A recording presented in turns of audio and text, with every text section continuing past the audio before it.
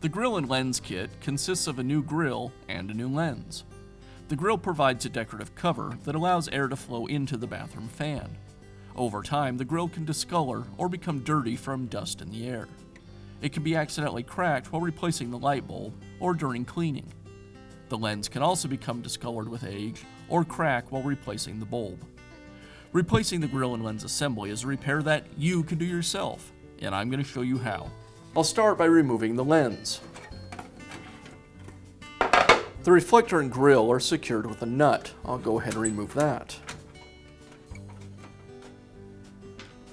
Now I can pull the reflector away from the grill and unplug it.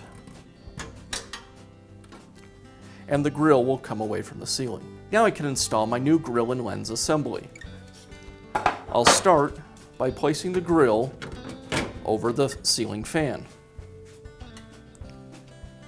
Next, I'll plug the lamp back in and place the reflector into the grill.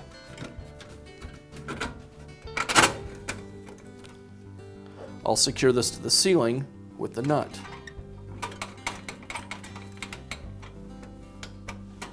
And I'll finish up by installing the new lens.